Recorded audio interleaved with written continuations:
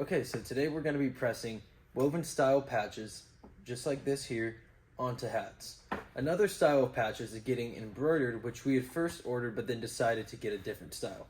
You can tell on this the texture that it's more of an embroidered and has less detail versus the woven style patch. So if you're someone looking for a little bit more detail in your design, the woven style is a great option, and we get these with an adhesive sticky backing.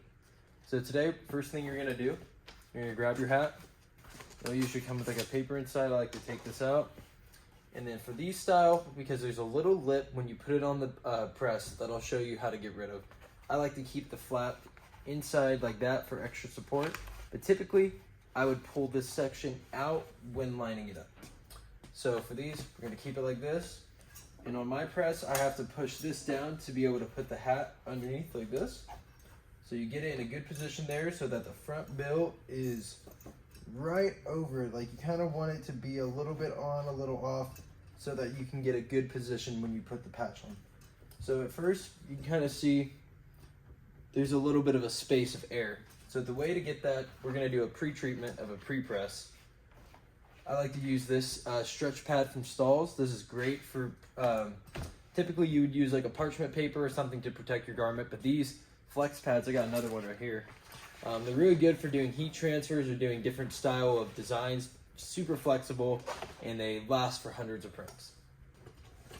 Now I've got my heat press set at about 370 degrees because it kind of loses a little bit as it presses. You want to be between 360 to 370. You do this for about 10 seconds until you suck a good amount of kind of the moisture and make it so there's not as much. See, now there's just barely a little space, which won't affect your printing. And if there's ever any little creases, you just want to make sure you flatten those out the best you can. And for the patches, instead of just setting it right on and pressing it, you can leave a lot of room for error. So what you want to do, what I like to do, is kind of bend the patch a little bit to make it so it form fits around the hat itself. So you'll just form fit this a little bit. You don't gotta go too much, just enough to help. And now what we do is we use this special tape I'll show you here. You can get this for just a few bucks online. It's a heat resistant tape so that when you put it on the hat, it will not leave an imprint. You want to make sure you use special tape for doing this. So I have a couple pieces just cut here, pretty small. So what you'll do is, with holding down the patch, put each side on and really kind of pushing it in as you do it. You don't want to lift it up too much because it'll lose the stickiness. And it's not the strongest tape in the world, but it will get the job done if you do it right. So I've got it pressed there, and if you see it lift up, you want to fix that and make sure it is not lifting up when you go to print, because it could move while you press down. So you want to have a decently strong pressure when you do this, but enough where you can still spin the head of the press, and then press it down. And I put a timer on for 17 seconds. It's about 18, but usually I'll let it go for a second more. It kind of gives me a timeline if I'm doing something else, because you'll be kind of cutting tape, or you might be peeling off some of the tape residue after, in between. Okay, so now we've got that. We're gonna pull it off, and here we go. We got our heat pressed hat. We're using the Richardson 115s. And now what I do is I set that off to the side and I begin getting the next one ready for print.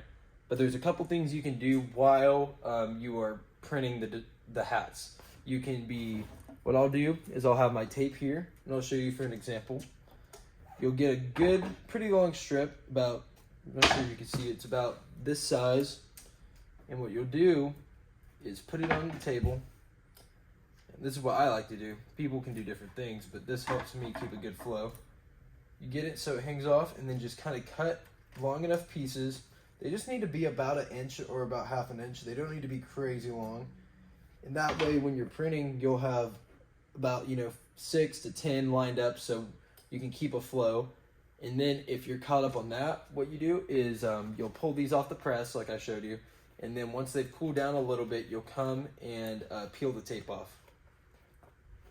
And the tape can be a little tricky to get off, but there's ways where people kind of fold the tape and to make it easier to peel off. I just do it the normal way because I found that it actually sometimes takes more time to get the tape to fold that way. There you go.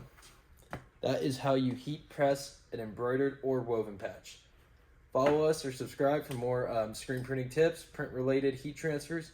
We are happy to help, and comment below any questions or what you'd like to see us print next. Thanks for watching.